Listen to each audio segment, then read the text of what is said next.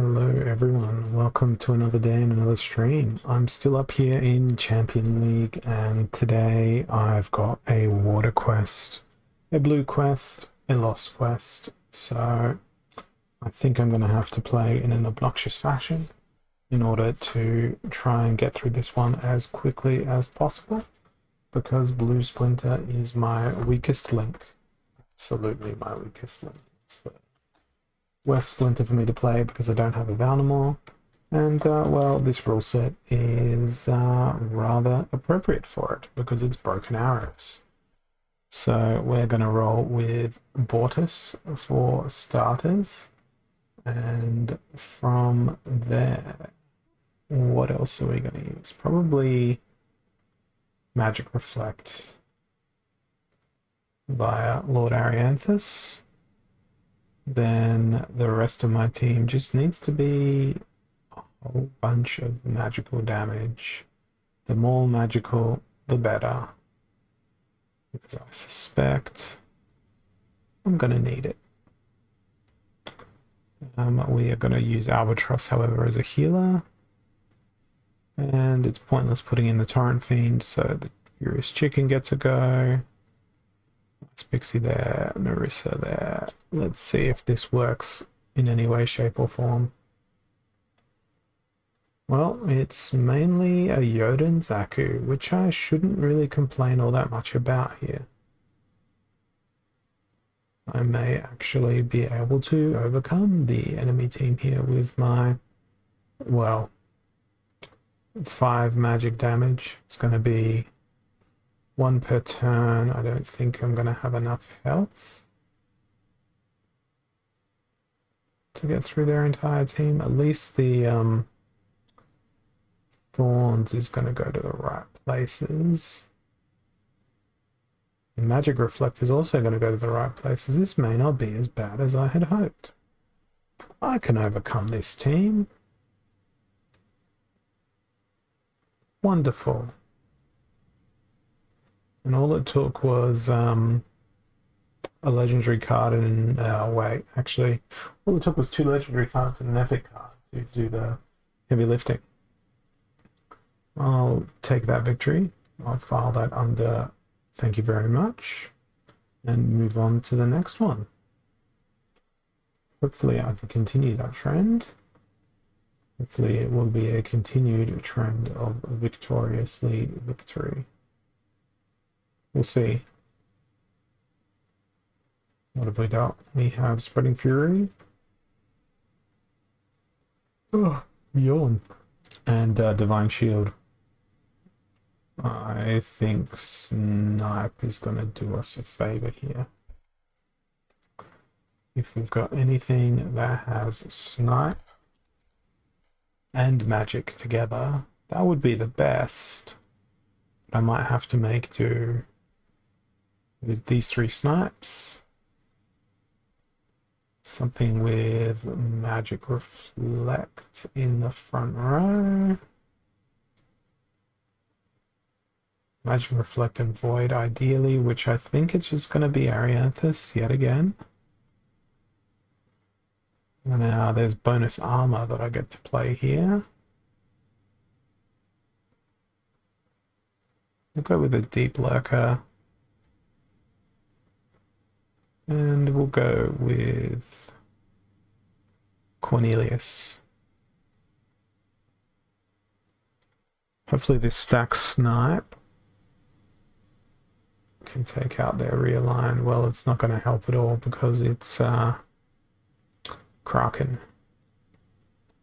So everything will be going straight into Kraken. And everything else on the enemy team is all magic. So all the magic casters get a free round of abusing my front line. And then we'll never hit. So we'll skip ahead and go to the next battle. That is the glory of Valnamore. It is win tokens. Valnamore is exchangeable for win tokens because it is rather undefeatable, particularly in a scenario like that. Okay, now we have back to basics. So this is one where Blue Splinter will do rather well. Tridorn at the back. Let's sort by actual largest magic damage. We've got a Captain's Ghost. We've got a Ruler of the Seas. We've got a Phantom of the Seas. We've got this guy who also does 4 damage. And I almost put them in the right order in terms of health. Marissa's got to go at the back. And perhaps I'll just use Gino Sharnus in the front. Because Gino Sharnus has quite a bit of health. Or magic. I'll probably lose to Valnamore yet again. Or perhaps I'll lose to a Death Splinter Magic Reflect. But I really want to get my quest completed. I really want to win. I really want to explore all of those things. So we'll see what will happen.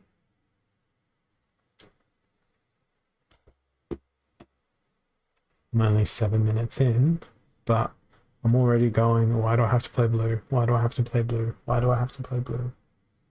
That's what a single Valnamore game does to me. It sets me off on the edge of insanity. While I wait, I'm going to jump on over to Rising Star and see what I can do over there. I've been spamming production lessons in order to level up, build a skill gap, then jump on through. Well, thankfully it's not Death Splinter. Well, not a full-fledged Death Splinter. I don't mind my chances. There's lots of HP on the enemy team, but I've also got a fair amount of health.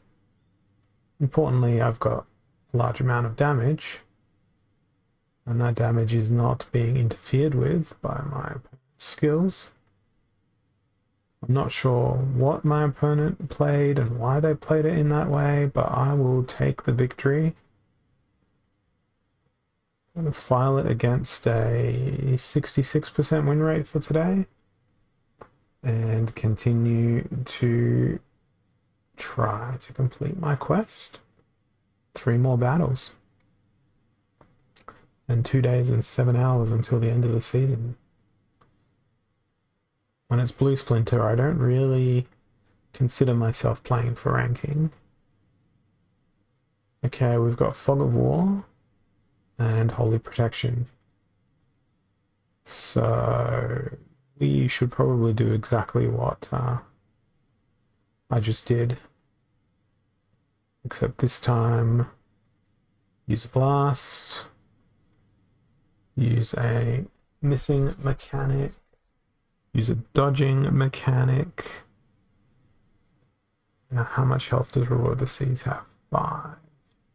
So we'd want something with 4 health.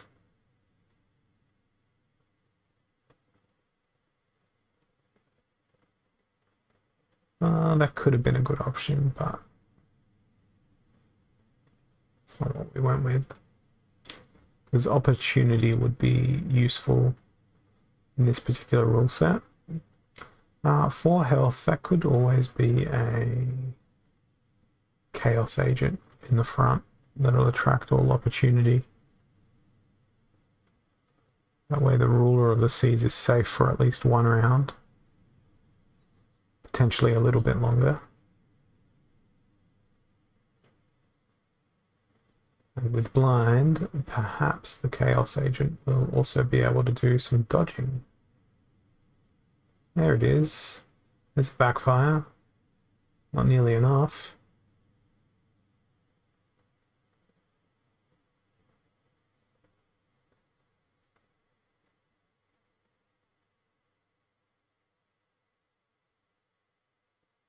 Don't believe I'm going to be coming home with a victory on this one.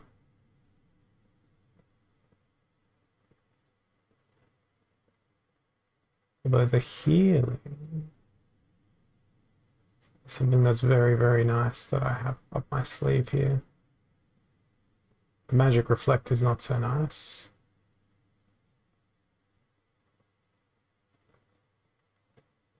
Well, there goes my Ruler of the Seas.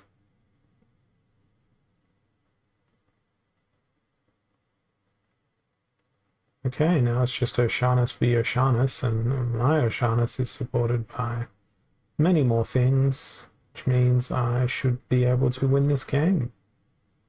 Beautiful. And they were a lot easier to hit than I thought they would be.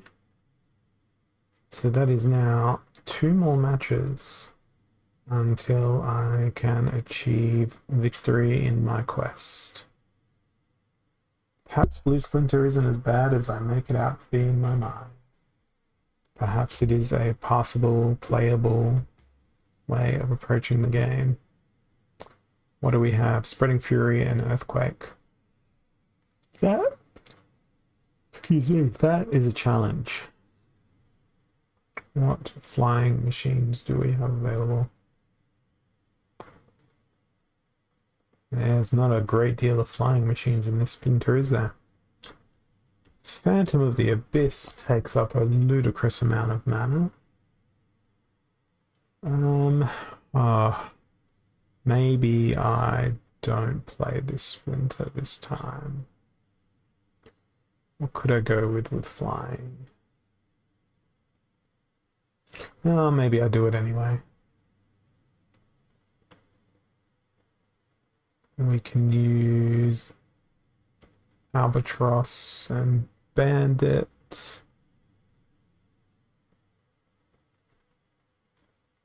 Then I'm limited to very low mana creatures. Gonna dump Ice Pixie in favor of a cleanse. We'll throw Chaos Agent into the fire just because. Torrent Fiend, yeah, maybe this will function. I doubt that it will function, but at least I'm going to be able to take down that Cockatrice. The unfortunate part about that Cockatrice is the armor that it has.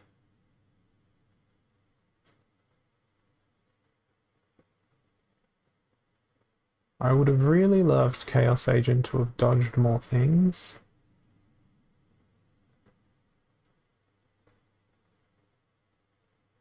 But he didn't. Hey, thanks for the follow there, FatRat18. Welcome to the stream, and welcome to the madness that is me trying to do things in Blue Splinter, which I am horrible at. I would love to take a drink. I don't have one in this room at the moment. I'm sorry.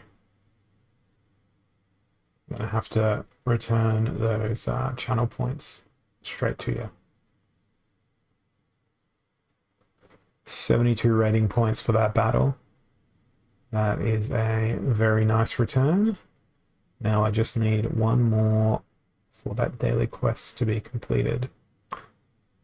And, well, it doesn't look like I'll be hitting Champion 2 before my daily quest gets resolved today. Perhaps tomorrow I'll be able to climb through to Daily Quest Town in Champ 2, but I don't know, I struggled to hit Champion 2 last season as well. Let's see what else is going on. It's Equalizer, no healing, so probably want to go with things that have Vampirism. Don't believe there's too much Life Leech in this Splinter, if any at all. There is no Life Leech in Blue Splinter. That is concerning and disturbing. So instead I'm going to focus on some splash damage. Do we go with Amplify? I think Amplify plus Dispel. And we'll put big old tankety tank Arianthus. We've got 6 mana to do something. Well, there's a whole bunch of debuffs. And I think another debuff. I'm going to focus on debuffing my opponent here and see how that can work out. I'm really hoping they don't bring Sneak. They brought Opportunity, which doesn't really matter, so all of my opponent's attacks are going to be focused into my front line with this particular rule set. Actually, no, now it's going to the second line because of that retaliate. I set myself up for failure in that regard, not anticipating those opportunities would hit in the second row. That sucks. Whether or not I've got enough staying power, I don't think so.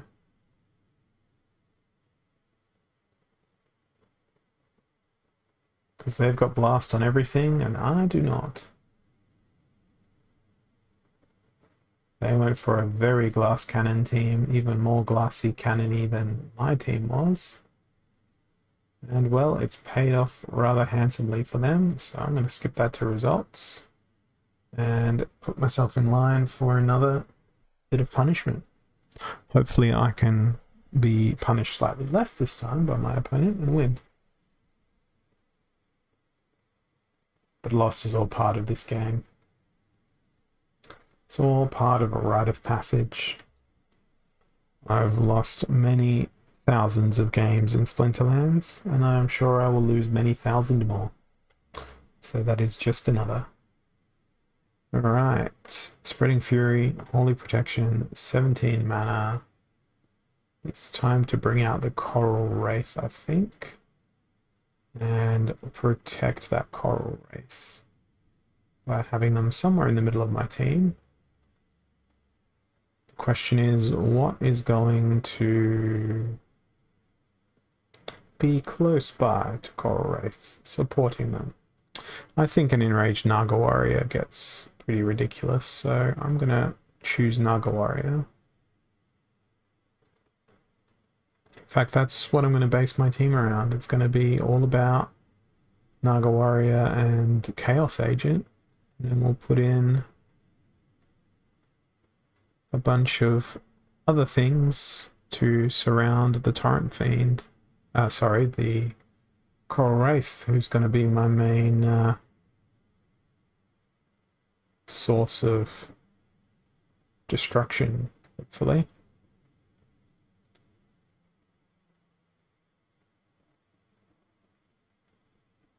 Okay, we got an angry Naga Warrior, but she's angry and she's poisoned.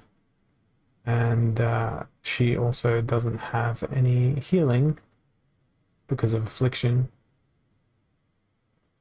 And it's going to take Coral Wraith way too long to chew through the enemy team because of Divine Shield.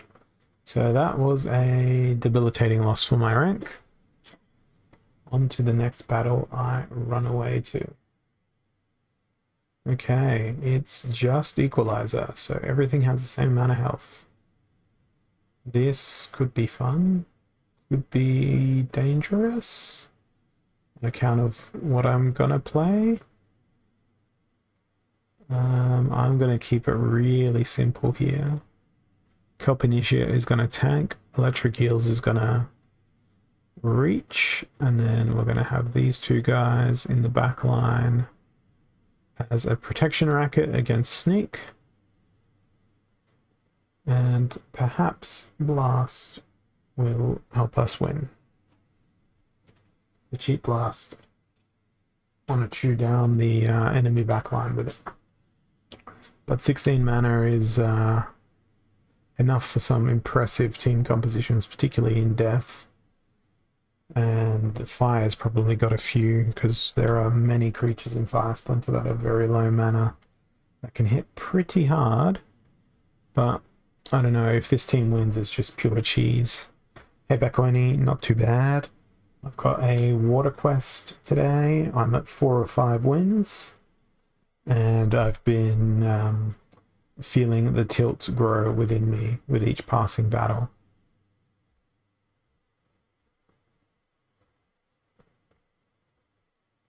I honestly believe that Kelp Initiate can make the difference here by triaging the rear line. The question is, can they triage the rear line for long enough for me to be able to get to the enemy sneakers? I think perhaps they might just.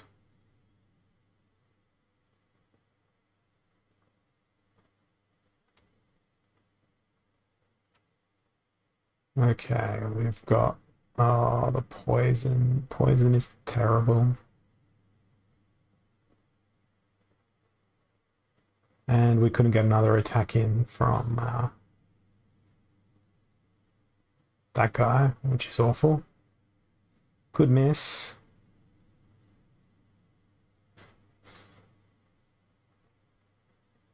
Oh no. Need a miss. That was not a miss. If I had one more 0 mana creature, would have pulled it off. Because I would have had enough damage back there. But didn't end that way. I've gained 63 ranking points so far today, which is a positive, however. Okay, explosive weaponry, Rise of the Commons. That's a great combo, said no one in the world. Because we've got commons, means we've got some pretty exciting monsters available to us for this rule set. And it's gonna be Demon Shark, Squid, Sandworm. So they're all physical. Deep Lurker, you can come along. What else does big damage? That is common. And more importantly, can do the damage from any position. I think Captain's Ghost might be a good choice. So I've got 1, 2, 3 people all firing damage in one spot. Deep Lurker's going to be firing madly into the air like some sort of shotgun. What am I going to do? Is there an Inspire I can slip in here? There is, but it's not max level. It's a snipe. Yeah, okay. Let's see if we can think of anything better than Pirate Captain to join the fray here. Ah, Feasting Seaweed, easy. Feasting Seaweed's a much better card. So let's see if this works out well or badly. Gonna put that Sandworm in a place of privilege and protection. Now I've got a lot of damage here, but they've got a lot of health, a lot of resurrection. I am just pure damage here. I have no plan B. I have no healing. It is all about just unlimited destruction. The return fire is useful to me though, particularly with the blast built in.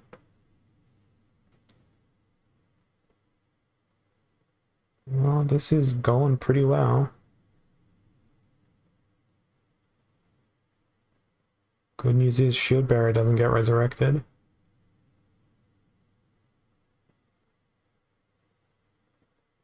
Wow.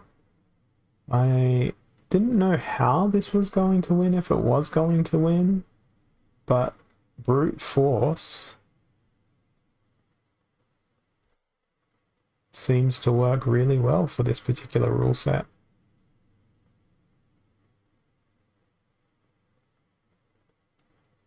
That worked ridiculously well. And that's my quest done for today. Faster than my life quest from yesterday, which is great. Let's see what we get in the packets of rewards. 139 DEC, very nice. Gargoyle Lion, the Deceiver. 26 Dark Energy Crystals, 5 Conjurer, 1 Dark Energy Crystal, Heatsmith, Seedsmith, cool, Gold Foil Conjurer, Alchemy Lotion, Alchemy Lotion, Alchemy Lotion, another Conjurer. Those 3 Alchemy Lotions in a row were very depressing. And finally, 8 Dark Energy Crystals. So you're good, 139 DEC is good, the Seedsmith is good. Yeah, it's about average for a daily quest. Better than yesterday's results because I got there quicker. Let's roll another couple of games here. Probably play 3 more, I think. I'll take it to the half-hour mark for today. I've got heaps of stuff to get done after this. Hey, Nighthawk, good to see you. And now I can play whatever splinter I like. And look at the only splinters that are available. Earth and green. I think it might be time for Obsidian, plus Out Summoner, plus this guy, plus Mycelia, plus Margie of the Forest, plus Dr. Blight. And we'll put Chaos Agent in at the back. Maybe. No, let's put my Mycelic Morphoid in case they decide to bring any sneak. No, Chaos Agent's still better than my Mycelic Morphoid when it comes to that sort of bits and pieces. We'll see if this functions. Well, that's fundamentally a mirror match, except they've got Monk at the front. They've got a bunch of opportunity, but it's all going to go into... I'd hoped it would have gone into Chaos Agent, but unfortunately it's going into Mycelia, which is not great.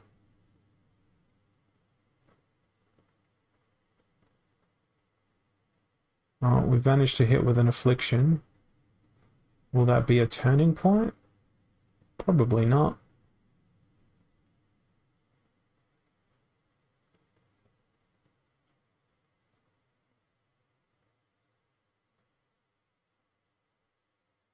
Because now I have to deal with yet another Magic Reflect.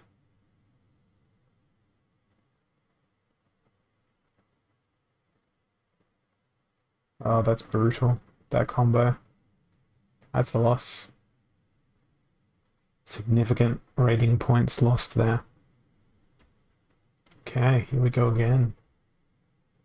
Into some more battles. 99 mana. Back to basics. I think it might be time for... It's either Mimosa or Jotun here. I think I'm going to go with Mimosa. Because I feel like Death has better magic than a Fire Splinter does. 4 damage, 4 damage, 3 damage, but with enormous health. 3 damage, no, bad speed, 3 damage.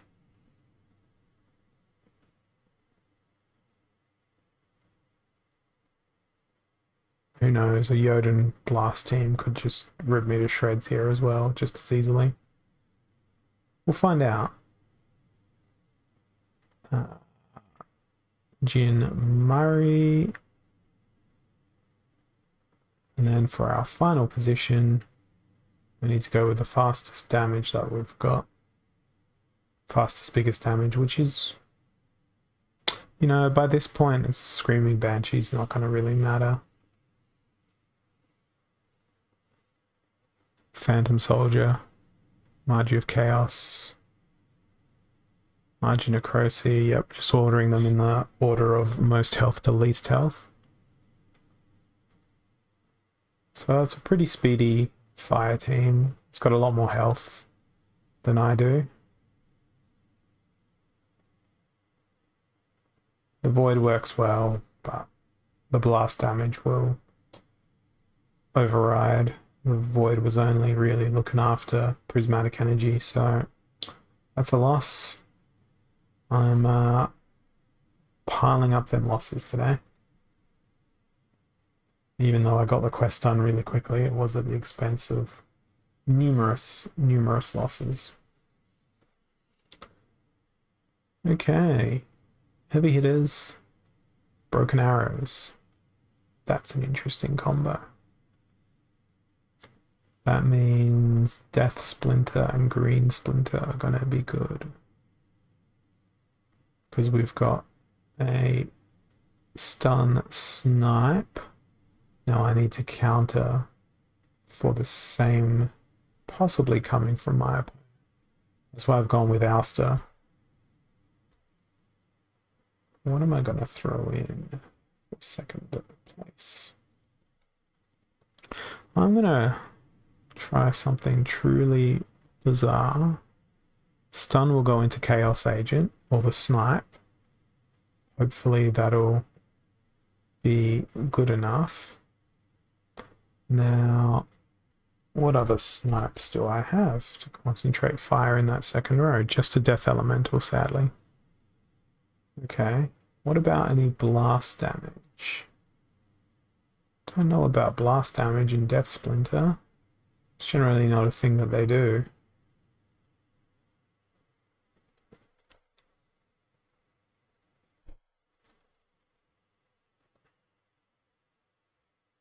So many options.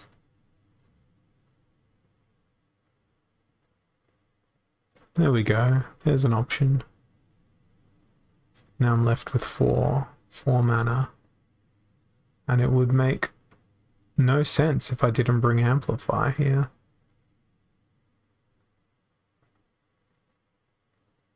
Okay, Chaos Agent, do your thing. Do some dodging.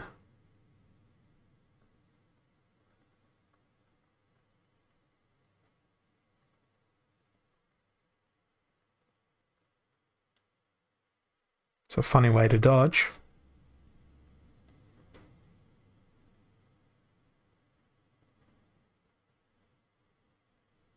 And Deceiver is so broken. What would I say if Splinterlands created an open legendary type league where one could upgrade cards beyond level 10? I don't think you'd gain much from upgrading cards beyond level 10. I think it would be... I mean, it would do wonderful things for card prices, particularly those that are out of print. But I don't see that the game would necessarily need that like epic scale beyond what exists now in Diamond League. I think what I'd much rather see is a mechanic where people can pay a fee per season.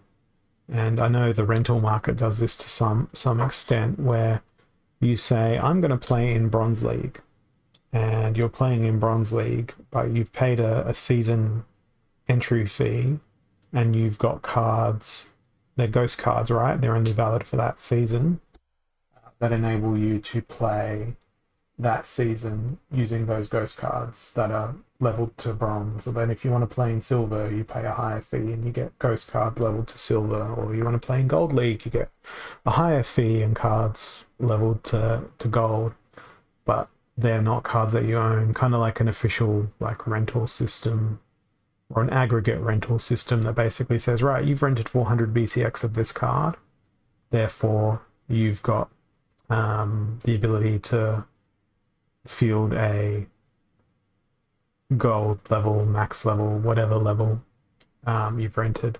I think that would be a more appealing format. Or alternatively, you could buy like season packs, and I know that's a DLC term in traditional sense, but you see that happen in things like Magic the Gathering things and all that sort of stuff.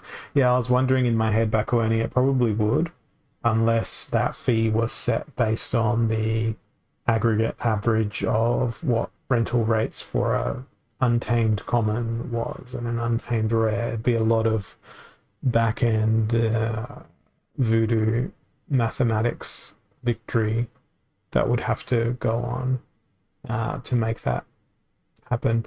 I don't really, and you know, it's probably a conflict of interest for me to say this, I don't really care what happens to the rental market, even though I've got so many cards that I've got out there on the rental market.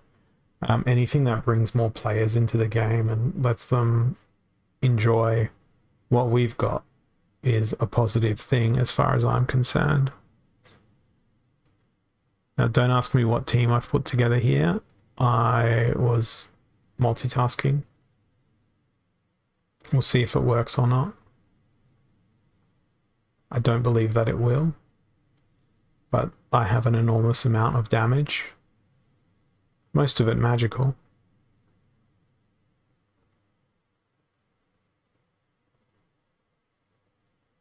Let's see what happens here. I do believe I'm going to kill Uriel before he even strikes. How angry would you be? I mean, they haven't fielded max level cards in all instances here. But if you were watching what I was doing, which was like doing complex thoughts in my head while clicking haphazardly around the screen to select my team, you wouldn't expect to win out of the team that I fielded. A Heal Giant? What? As a tank? Centauri Mage? Only reason I brought them was because I wanted to repair the armor. Jin in the middle? What? Tortoise in Chief?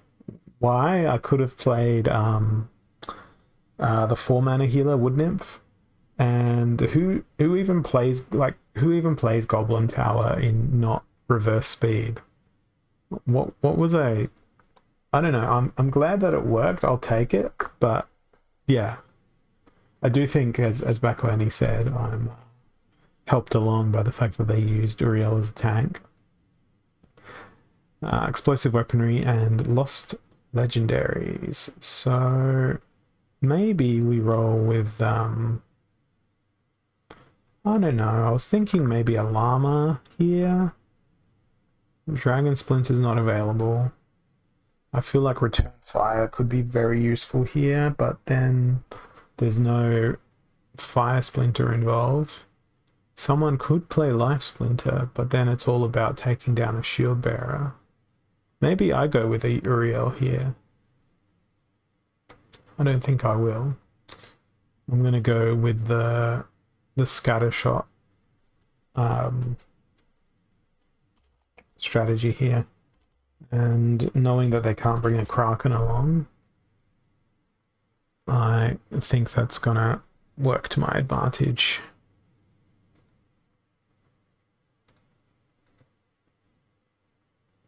So we've got 2 of these guys. I do believe I should be using a Flesh Golem here. A second position.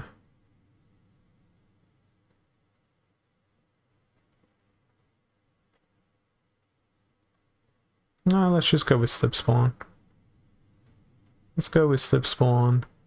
Flesh Golem can capture the blast damage and stuff. Then right at the back, 7 mana. I think Warchang can pull off a fairly decent last stand if it falls to him. Alright, Battle of the Stuff. I'm so glad I brought Slipspawn along. So much for that blast damage.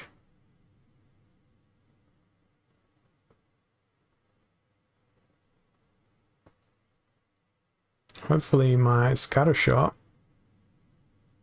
hits in the right places.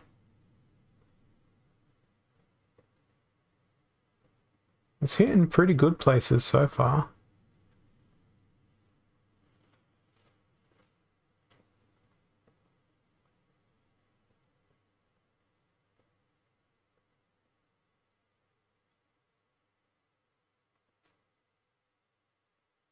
It needs to keep hitting this middle place. The good thing about Scattershot is the longer it keeps hitting the enemy in the wrong places, the higher the likelihood of it hitting the enemy in the right places becomes. Because eventually you're gonna take someone out.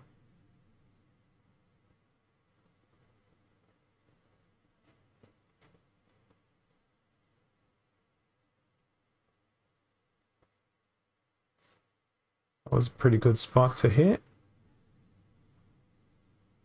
Now, where's the next scatter shot gonna go? Didn't really matter there. It's not a bad place. Just whittle down the enemy forces.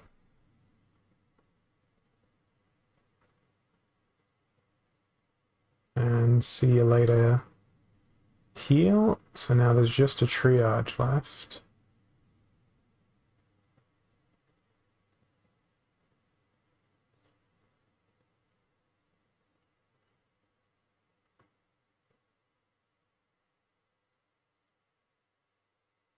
Getting there. Getting there very slowly.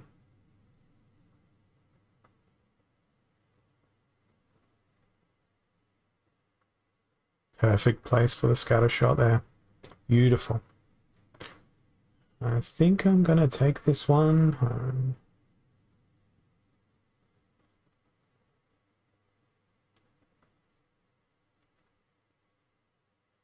Scatter shot won me the game now.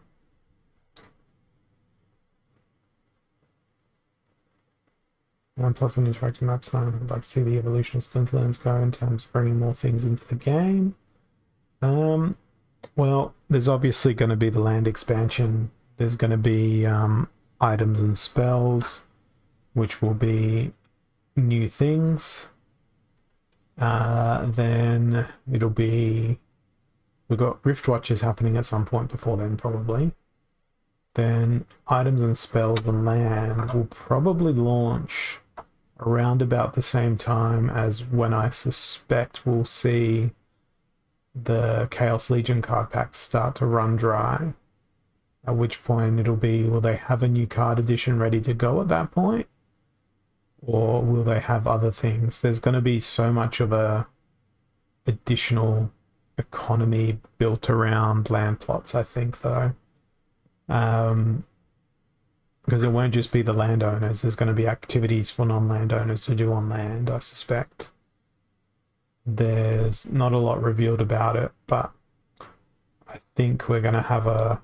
If we think the game mechanics are deep now, we're going to be seeing much, much deeper game mechanics. And with the experience that the design team has gained and that the devs have gained through the last 3 years working on this, I think we're going to see some really exotic, in-depth mechanics that we're just going to be like, okay, so we just turned into like a 4X grand strategy game with all the amount of depth that's available for people to explore. That's what I think. That's what I hope. But we'll have to wait and see. That's part of the fun.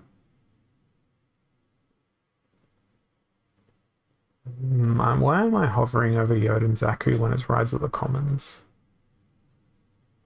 It's 50 mana. I guess the whole point of 50 mana is to try and attack faster than the enemy. I'm gonna go Earth. And... ah, damn it. I was gonna go with all the legendaries. Now I can't. Now it's not enough time. So it's gonna be retaliate, retaliate, heal, thing, because I had not enough time. Yeah, well, true-ish, but this is going to be the whole, hey, look at this going, excuse me, sir, what? Why did you play this? But I guess my retaliate strategy is not without merit.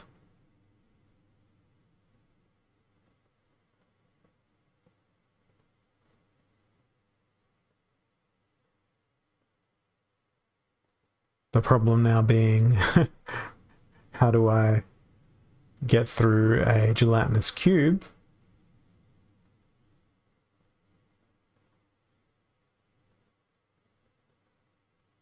I don't believe I can get through a gelatinous cube, because guess what? I don't have a last stand.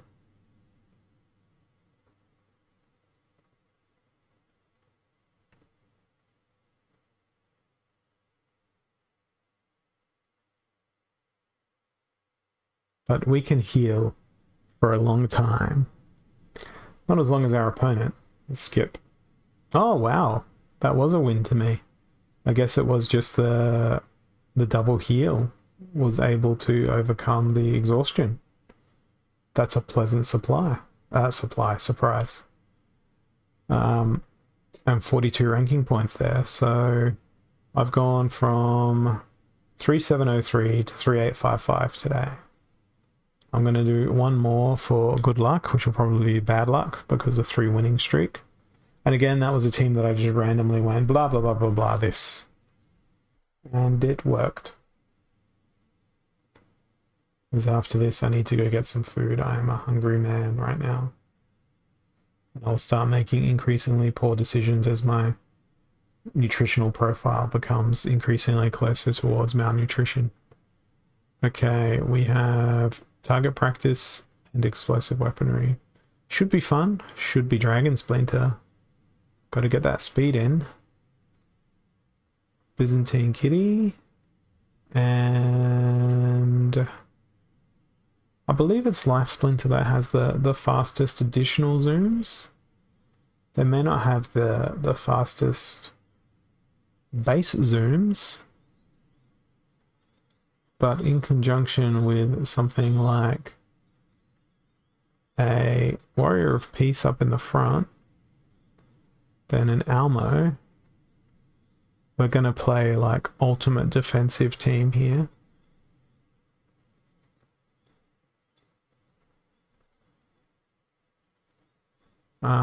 Let's go with Renova. Oh, I'm searching for Jin Renova. That's how bad my brain works sometimes. I want a triage. Give me triage. A triage, where are you? I'm blind. There's triage. Okay, so we are going to roll Renova. And we'll roll Scale Doctor as well. Let's see how this will work. This is the ultimate in trying to survive technology. We'll see how it goes. Oh god, I see a Kraken.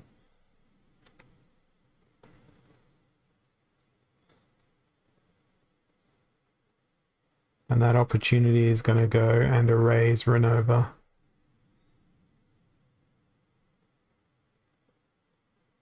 Couldn't even get a single dodge. Well, it's Kitty v Kitty, so there is no such thing as dodge, but would have been nice.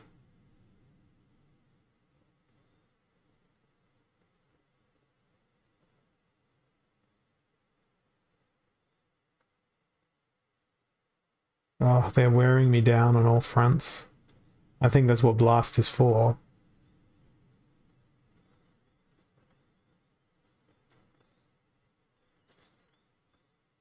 But the one thing I'm missing is Thorns.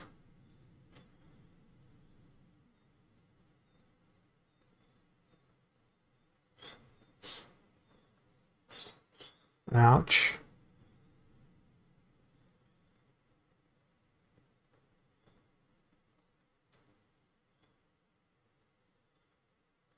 Yep. That's a GG to me. Okay, well, that's where I'm going to leave it for today, because I am hungry and I want to go get some food. So where are we going to go on over to? Let's head on over to Rick on the Mountain. I know they're probably about to end their stream, because it'd be very late for them, but I'm going to do it, because I just want to pop in there and say hello. So thanks for your company, and I'll catch you guys again tomorrow. Cheers.